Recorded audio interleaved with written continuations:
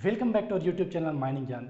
आपका अपने YouTube channel mining ज्ञान में स्वागत है। आज के इस वीडियो में हम बात करने वाले हैं एनसीएल नॉर्दर्न कोलफील्ड लिमिटेड में आए वैकेंसी के बारे में। नॉर्दर्न कोलफील्ड लिमिटेड जो कि कोल इंडिया लिमिटेड की एक अनुषंगी कंपनी है, सब्सिडरी कंपनी है, ने माइनिंग सरदार और सर्वेयर के लिए वैकेंसी जारी किया है। आज के इस वीडियो में हम यही जानेंगे कि कितना पोस्ट है जो माइनिंग सरदार और सर्वेयर के लिए आया है, क्या एलिजिबिलिटी क्राइटेरिया है, एज लिमिट क्या रखा गया है। इसके अलावा डिटेल में सिलेबस पर चर्चा करेंगे कि क्या क्या है जो एग्जाम में पूछा जाएगा और उन पूछे जाने वाले सिलेबस के लिए आपका स्ट्रैटेजी क्या होना चाहिए। हर एक चीज इस वैकेंसी के बारे में इस वीडियो के माध्यम से हम चर्चा करेंगे, तो बने रहिए वीडियो में डिटेल में वैकेंसी के बारे में जानने के लिए।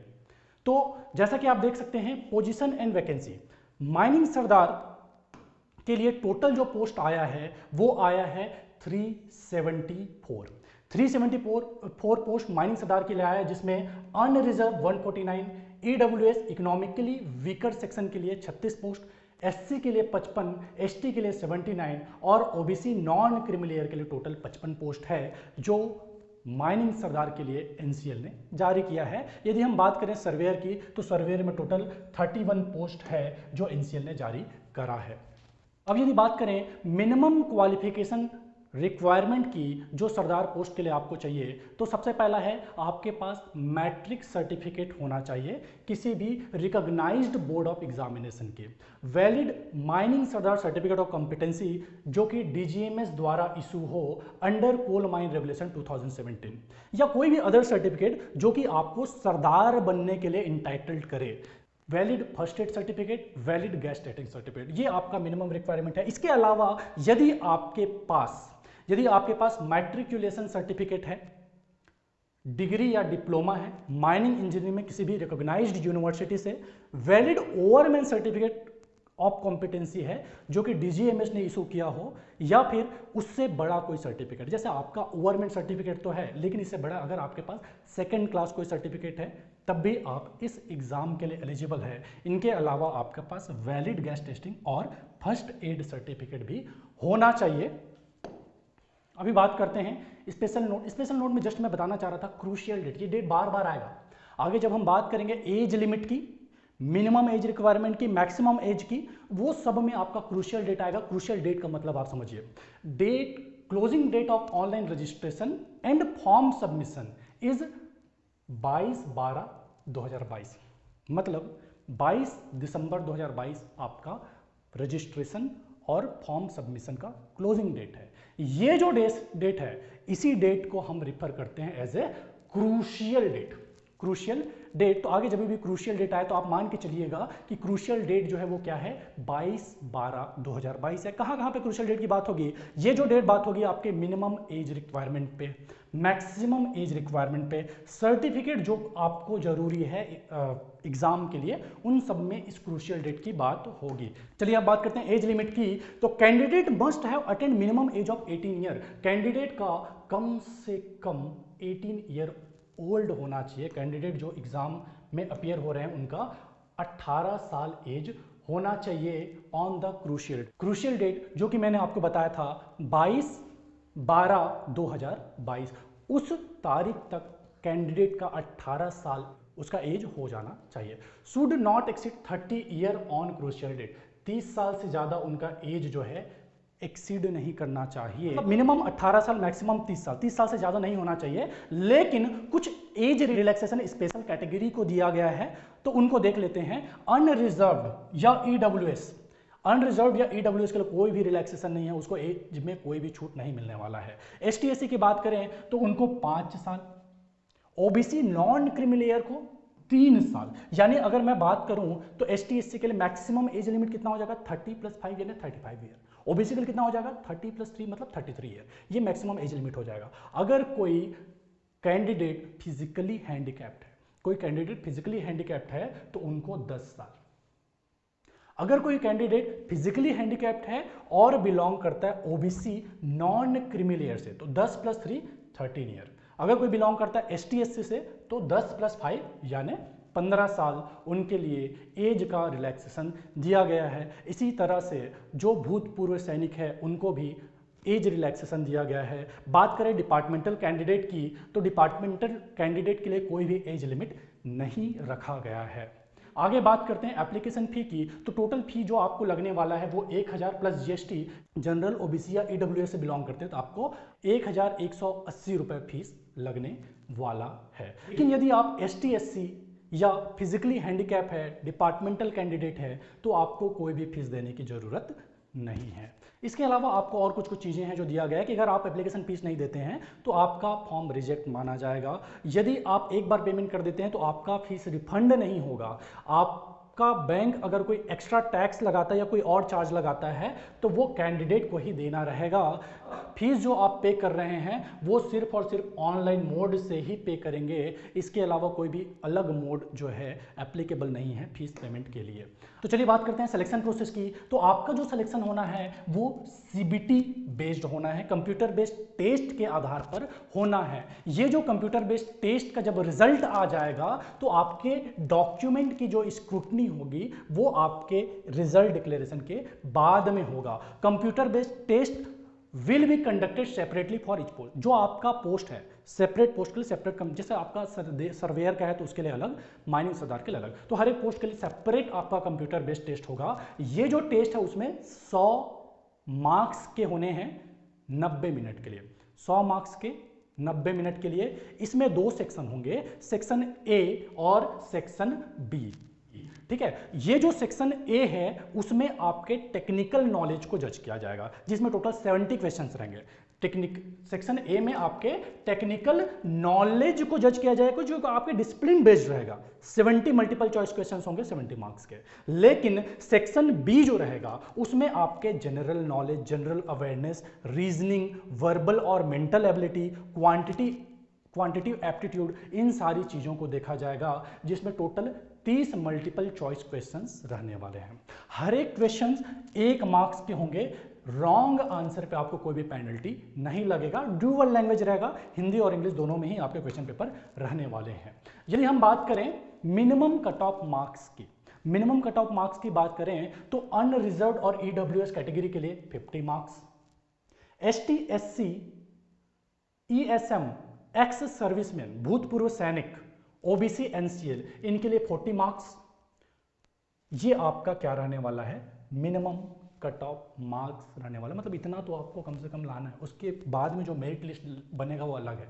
तो मिनिमम इतने मार्क्स तो आपको लाने ही लाने हैं। सेम कट ऑफ मार्क्स आपके सर्वेयर के एग्जाम के लिए भी है। अप्लाई कैसे करना है, हाउ टू अप्लाई, सबसे पहले तो आपको लॉगिन करना है www.nclcil.in में। उसके बाद में आपको जाना है कैरियर सेक्शन में, then recruitment, then employment notification of direct recruitment of various statutory post, then apply online. इस तरह से ये प्रोसीजर फॉलो करके आपको अप्लाई ऑनलाइन तक पहुंचना है। पहुंचने के बाद आपका जो एम्प्लॉयमेंट नोटिफिकेशन है वो इंग्लिश में भी अवेलेबल है, हिंदी में भी अवेलेबल है। आपको जो अच्छा लगे दोनों में से कोई सा भी सेलेक्ट करना है। कैंडिडेट को क्या करना है, कंप्लीट नोटिफिकेशन को पढ़ना है अपने एलिजिबिलिटी को देखने के लिए कि वो इस पोस्ट के लिए एलिजिबल है कि नहीं है। उस candidate ST, SC, ex serviceman, PWBD और डिपार्टमेंटल, इसके अलावा जो भी कैंडिडेट, मतलब कौन बच गया आपके जनरल, ओबीसी, ये जो बच गए उनको क्या करने की जरूरत है, उन्होंने 1180 रुपया पेमेंट करने की जरूरत है।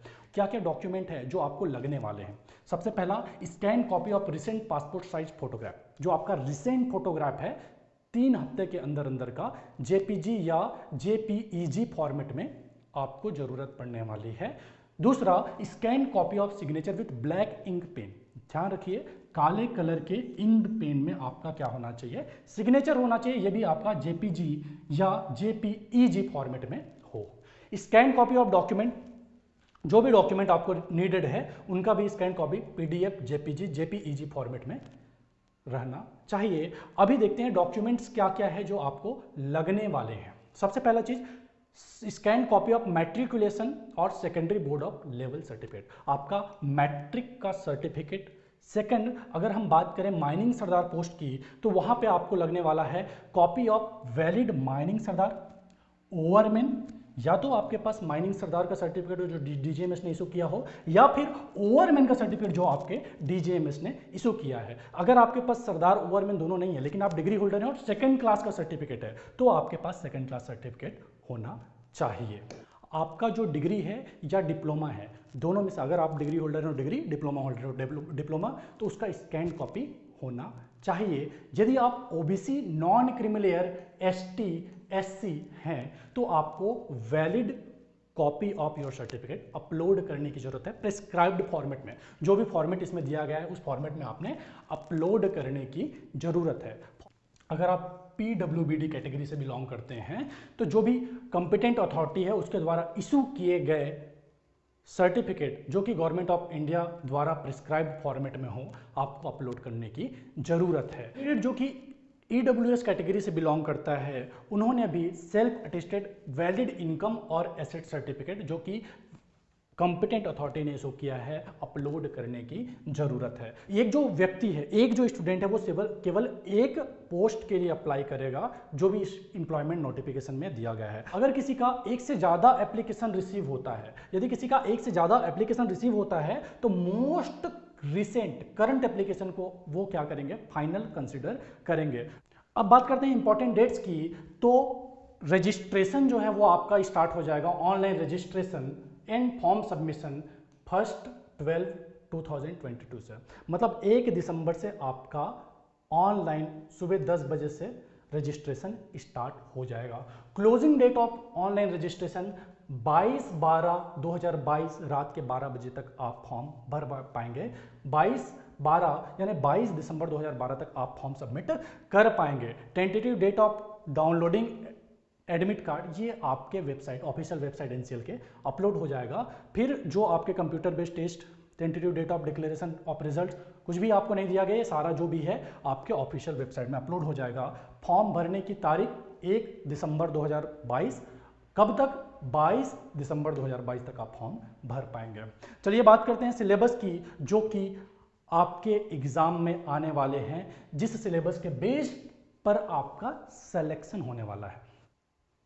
2 सेक्शन हैं, सेक्शन ए और सेक्शन बी। सेक्शन ए जहां से आपका टोटल 70 क्वेश्चन आने वाले हैं। कितने मार्क्स के लिए, 70 मार्क्स के लिए। रॉन्ग आंसर पर कोई भी पेनल्टी आपको नहीं लगना है। तो सेक्शन ए में क्या क्या आपको पूछा जाएगा, open cast coal mine working, bench formation, dump management and haul road design, short firing and transport and use of explosives in mine, safety issues in open cast working, transport of material, working at heights, marching, deployment of heavy machines, preliminary idea about reclamation operation in open cast mines, preliminary understanding about safety management plan, provisions of coal mine regulation 2017, rules and bylaws made under Mine Act 1952 relating to the safety of person employed in mines in general and in the duty of Sardar and short firers in particular, writing of reports as per courses offered by recognized institute। ये सारा है जो आपके technical section से, section A से आपके exam में पूछा जाने वाला है। जैसा कि आप सभी को पता है कि एनसीएल में सिर्फ और सिर्फ ओपन कास्ट माइंस है, अंडरग्राउंड माइंस नहीं है। तो जो भी क्वेश्चंस आने वाले हैं, ज़्यादा चांस है कि आपके open caste based question NCL आपसे पूछे। मेन फोकस आपका किस पर होना चाहिए, ओपन कास्ट के क्वेश्चंस पर होना चाहिए। जैसा कि आप सिलेबस में भी देख सकते हैं, सिलेबस कहीं ना कहीं बायस्ड है ओपन कास्ट के टॉपिक्स पर, तो आपका मेन फोकस होना चाहिए ओपन कास्ट के क्वेश्चंस पे। सेक्शन बी की बात करें, यहां पे आपको पूछने वाला है general knowledge about India and its international relations, general science, यानी आपका जो भी जनरल नॉलेज है इंडिया से रिलेटेड, उसके इंटरनेशनल रिलेशंस और जनरल साइंस यानी फिजिक्स, केमिस्ट्री और बायोलॉजी, ये भी आपके एग्जाम्स में पूछे जाने वाले हैं। जनरल अवेयरनेस आपके स्पोर्ट्स से related, defence, books, prize, about Indian democracy, इन सब के बारे में आपको जनरल अवेयरनेस, मतलब ऊपर से नॉलेज चाहिए, ऐसा डीप नॉलेज नहीं चाहिए घुस जा रहे हैं कि आप एनसीएल के एग्जाम को यूपीएससी का एग्जाम समझ रहे हैं। बहुत ज़्यादा डीप जाने की जरूरत नहीं, ऊपर से आपका नॉलेज होना चाहिए कि आप सरदार बनने वाले हैं, कोल इंडिया के ऑफिसर बनने वाले हैं, तो देश दुनिया के बारे में आपको कितना पता है, बस इतना जानने चाहता है एग्जाम, तो ऊपर से आपके क्वेश्चंस आएंगे। इसके अलावा है reasoning, verbal and mental ability, इसके अंतर्गत भी टॉपिक स्पेसिफाई कर दिया गया है, पर बेस्ड आपके क्वेश्चंस आएंगे एग्जाम के अंदर में। क्वांटिटी एप्टीट्यूड, उसमें भी आपको बता दिया गया है। Work relationship, profit and loss, speed, ये 3 टॉपिक है जिस पर मेजर फोकस रहने वाला है। इसके अलावा भी और भी आ सकते हैं, लेकिन ये 3 टॉपिक जिसको स्पेसिफाई कर दिया गया जहाँ से क्वेश्चंस आने वाले हैं। तो आपको ये टॉपिक दिया गया है, जरूरी नहीं कि बस इतने में से क्वेश्चन आएगा। आप पीछे में देखिए ETC, मतलब इसके बाद में जो चाहे जैसा चाहे वो अपने से दे सकता है। यहाँ पर भी देखिए ETC दिया, मतलब इसके अलावा भी और भी कई सारी चीज़ें हैं ओपन कास्ट से रिलेटेड जो एग्ज़ाम में वो पूछ सकता है। तो ये तो आपका सिलेबस हुआ, एग्ज़ाम का पैटर्न हुआ कि 70+30 करके आपके एग्ज़ाम में आने वाला है। 70 टेक्निकल सेक्शन से, 30 नॉन टेक्निकल सेक्शन से, कोई भी माइनस मार्किंग नहीं है इस एग्ज़ाम में। तो चलिए अब बात कर लेते हैं माइनिंग ज्ञान के लाइव ऑनलाइन कोर्स के बारे में, जो हमने NCL माइनिंग सरदार एग्जामिनेशन के लिए लॉन्च कर दिया है। इस कोर्स के अंदर में आपको लाइव क्लासेस, जिसमें आपके EMT के लेक्चर्स भी शामिल है। EMT volume 1, volume 2, volume 3। EMT क्यों? ECL का जो एग्जाम हुआ था उसमें आपने देखा होगा EMT ने मेजर रोल प्ले किया था। जो भी क्वेश्चंस आए थे उसमें maximum portion element of mining technology DJ Deshmukh से दिया गया था। तो इस कोर्स के अंदर में आपको जो भी आपके सिलेबस में है वो सब तो कवर करवाया ही जाएगा। उसके अलावा EMT भी आपको बहुत ही अच्छे से कवर करवा के हम देंगे। उस EMT में सब कुछ आपके काम का नहीं है, जो कुछ भी आपके काम का है टॉपिक वाइज आप उन सबको प्रिफर करके पढ़ सकते हैं। हम तो सब कुछ करवाएंगे, आप उसमें से जो भी टॉपिक आपके काम का है, जो आपके सिलेबस में है, जहां से क्वेश्चन बनने के चांस है, वो सारा आप सेग्रीगेट करके आप पढ़ सकते हैं। तो इस क्लास के अंदर में आपको सारा जो कुछ भी आपके सिलेबस में सब कुछ करवाया जाएगा। उसके अलावा EMT उन क्लासेस के रिकॉर्डिंग्स आपको मिल जाया करेंगे। क्लास के 10 मिनट बाद, 15 मिनट बाद में आपको उस क्लास के recordings, study material, mock test, जो कुछ भी आपके एग्जाम के प्रिपरेशन के लिए जरूरी है, सब कुछ आपको हम प्रोवाइड करने वाले हैं। ये सब कुछ आपको मिलने वाला है मात्र 2000 रुपये में। ये सब कुछ आपको मिलने वाला है मात्र 2000 रुपये में। मतलब class, recording, study material, mock test, each and everything will be provided on ₹2000 only. इस पर भी पहले 50 कैंडिडेट के लिए, पहले 50 कैंडिडेट जो कोर्स परचेस करते हैं उनको मात्र 1500 रुपये में ये सारा कोर्स मिल जाएगा माइनिंग ज्ञान की ओर से। तो अब तक आपने यदि माइनिंग ज्ञान ऐप डाउनलोड नहीं किया है तो तुरंत डिस्क्रिप्शन में दिए लिंक पर क्लिक करके माइनिंग ज्ञान ऐप डाउनलोड कीजिए और NCL माइनिंग सरदार लाइव ऑनलाइन कोर्स को सब्सक्राइब करके अपने प्रिपरेशन को स्टार्ट कीजिए। मौका है, मौके का फायदा उठाइए। So thanks for watching. मिलते हैं अगले वीडियो में, तब तक के लिए टाटा, बाय बाय, जय हिंद।